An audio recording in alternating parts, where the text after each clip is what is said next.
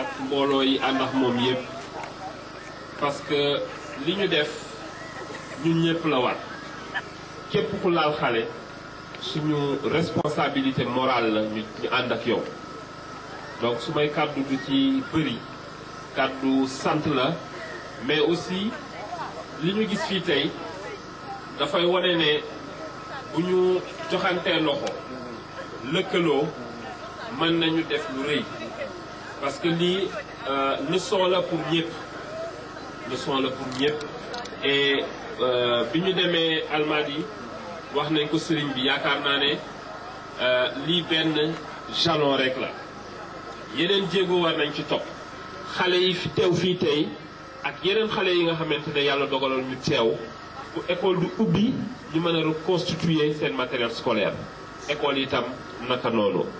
mais xalaat boo am solo la xalaat boo am solo la si Mansour ñu ngi lay sant ci turu Yeumbeul Nord yëpp et plus particulièrement le département de Pikine ay nit ñi nga xamante ne ñoo nekk ci biir ndox jaaxle lool ñu génne leen yóbbu leen ci école classe bu nekk mu jël ñeenti famille benn classe bu nekk ñeenti famille lañ fay dugal ñu nekk fa ak seen i doom ak seen i ñëpp ñu si biir classe ba seen bi ngeen am xalaat bu rafet bii ngeen ñëw génne xale yi nga xamante ne ñoo nekk ci classe yi ak xale yi nga xamante ne ñoom ñoo nekk ci kër yi ak ndox mi ngeen andi leen fii yor leen fii ma ne loolu dama bëgg bu subaa boo xale yi di dellu si dinañu jox kàddu borom xale yi ñu waxal leen ko seen bopp ngeen xam seen mbégte fu mu toll.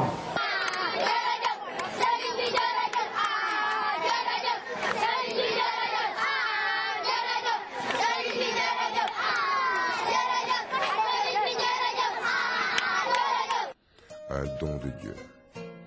Le rêve continue et prend alors des allures d'inespéré pour ces enfants qui découvrent les jeux et les lumières du Magic Land de Dakar. Des tourbillons de sensations inoubliables les emplissent.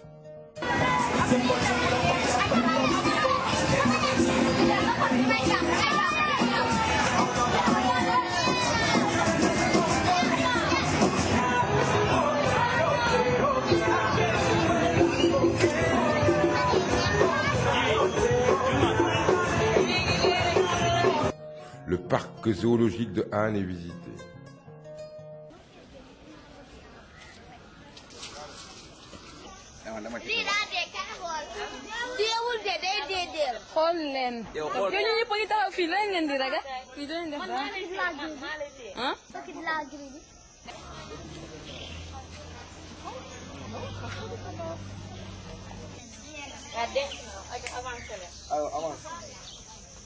Bukki baa ngi ne bukki baa ngi ne. Ça le bukki Njur Samba. Nekk si PD mouvement.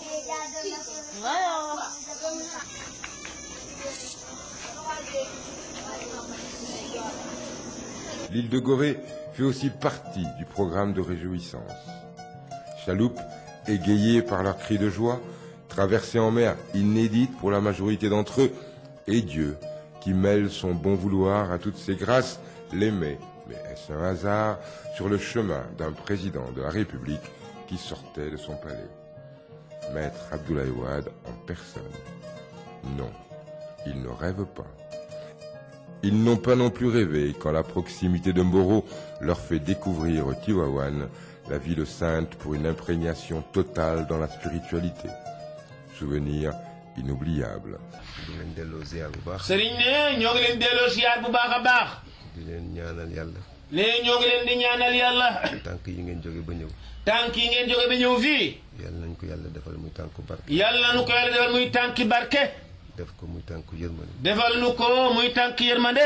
def ko muy tànki sutura. defal nu ko muy tànki sutura.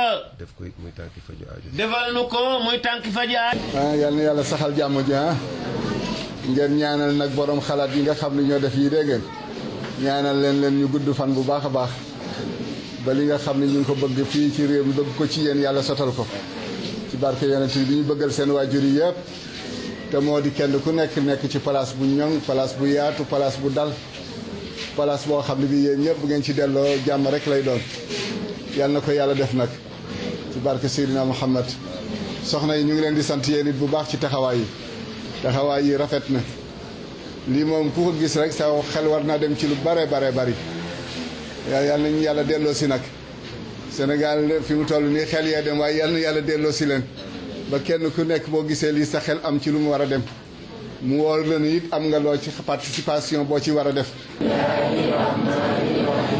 qul huwa allahu ahad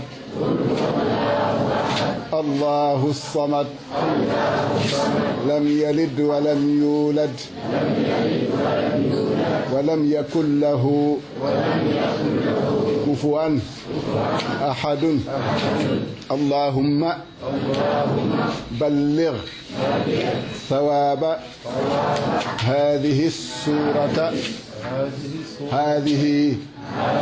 السورة المباركة هدية إلى روح سيدنا محمد صلى الله عليه وسلم.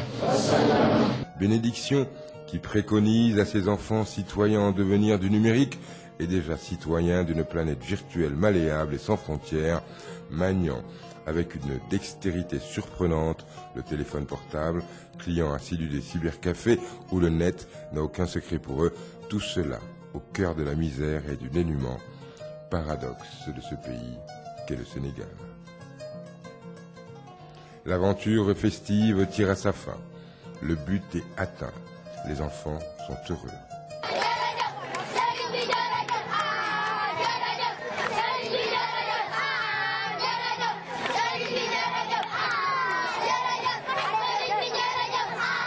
Les 500 colons sont à présent à Mboro. Tous les acteurs peuvent dire en chœur « Mission accomplie ». Et scander « Yes, we can ». ñëwuñu leen rassembler leen pour ni leen toog leen fii seen kër dafa am ndox déedéet waaye dañ leen andi dugal leen nag ci benn processus éducatif boo xam ne on a utilisé la méthode Scout ku xam la méthode Scout xam ne c'est une méthode éducative reconnue mondialement parlant te ONG yi fi am solo ci adduna bi yëpp ak mboolem seen éducateurs ci adduna bi yëpp xam ko nangu ko ba dafa inspiré sax yeneen stade d'éducation yi xale yi nag ci ñooñu leen dugal jàngal nañ leen xam nañu mën nañu jëfe nañu am nañ fi ay responsabilité fa tabarkalla daal camp bi njëriñ la woon ci xale yi waaye njëriñ la ci responsable yi ndax kay jàngale ma ngay mokkal sax nan nañuy jàngale donc fii képp ku fi ñëw rek njëriñ la mais tey jii ku sa waajur amul mais doo dem colonie ba yee nag bi ñu mbir yu mën a yee mooy nan la ñuy fexee ba doomu réew mi ca ña ñàkk ca ña néewle ñoom ñëpp mën di am ay vacances yu am solo vacances yu jàng vacances yu yokkute te ay jeunes ci biir réew mi nekk ay volontaires ci góor ak ci jigéen ci médecin ak ku nekk sa spécialité ñëw di leen jàppale projet boobu la ñu bëgg mettre en œuvre ba nga xam ne bu déwénee région bu nekk danañu fexe ba jeunes yu bëri dem dans des camps de vacances jàng fa xam-xam yokk fa ba xale yi daal dinañu passer li ñuy woowee des vacances utiles loolu yëpp nag li ko ëmb mooy promouvoir une citoyenneté responsable. dinañ ci gërëm bu baax nag sëriñ bi dama koy wax action bi mu mën ci lii daf ma neex parce que daf ko def avec responsabilité daf ko def même sax exposé wu ndax jëfum ji mu def ak xol dong moo ko kii am yërëmande ci xale yi nettal nañu ni waajuram bu góor neewoon nag ni ko ci jamono yu mujj ya ni ko Serigne Mansour dénk naa la xale yi bu wax ko waxaat ko waaw ku sa waajur wax loolu tey nga ñëw jëf lii fan lañ la war a dëkkal. La leçon posée et comprise de tous s'impose à l'heure du bilan. Au-delà de la catastrophe qui a fait naître cette formidable aventure humaine, s'inscrit la nécessité de la pérenniser pour que des milliers d'enfants, qui sont l'avenir de notre pays, le Sénégal, se projettent dans les années futures avec des rêves, des idéaux, des buts à atteindre, des objectifs réalisés qui se dessinent dans leur tête avec la conviction que yes, they can. L'heure est à présent à la séparation, à la préparation au retour à la maison. Bien sûr, l'eau est encore là, avec tout ce qu'elle charrie comme désagréments. Lesquels désagréments seront sûrement un peu plus supportables pour ces 500 enfants qui garderont encore longtemps sur leur visage ce sourire. Ce sourire qu'il fallait leur redonner pour que la vie prenne pour eux une autre tournure, une vie avec un goût de possible. Ce qu'il y a de plus émouvant et d'angoissant, c'est moins l'impression d'inachevé et d'incomplétude que le caractère inaugural de l'opération Inondation. La fin du camp n'est pas un point final, mais un point de départ. Le camp plie ses bagages alors que les enfants naissent à une nouvelle vie, à l'espérance d'un meilleur destin. Inch'Allah, c'est déjà un bilan inestimable. Serigne Mansour Sy Djamil peut rendre grâce à Dieu. Le problème, c'est d'éradiquer définitivement l'inondation, en s'attaquant à la racine du mal, en ayant un plan d'assainissement, directeur d'assainissement, un plan directeur d'urbanisme, et qui va s'attaquer au problème d'une manière définitive. J'en ai eu langue avec M. le Premier ministre lorsqu'il m'a reçu, mais il m'a dit que c'est un problème qui s'inscrit dans une dynamique de long terme, parce qu'il faut déplacer 33 000 familles qui sont dans des zones qui ne sont pas habitables. 33 000 familles, 5 personnes par famille, c'est une population de 150 000. Plus de 150 000 habitants, c'est donc une ville qu'il faut créer. Cette ville-là, pour la créer, il faut 200 milliards de francs CFA, et ça ne peut pas se construire du jour au lendemain. Il faut au moins 5 ans pour construire et reloger ces 33 000 familles. Donc, ça s'inscrit sur le long terme. Mais il faudra, étant dans cette situation, que la main dans la main, l'État, je l'ai dit et je l'ai répété, l'État ne peut pas tout faire. Nous n'avons pas non plus la prétention de régler le problème. Nous n'avons pas non plus la prétention de donner des leçons à qui que ce soit. Mais nous savons qu'en mutualisant les potentialités et les capacités, dans lesquelles la presse a son rôle particulier à jouer. Donc en mutualisant tout ça, nous pouvons, nous en sommes persuadés, faire de telle sorte que le succès de l'inondation de l'an 2009 fasse tâche d'huile.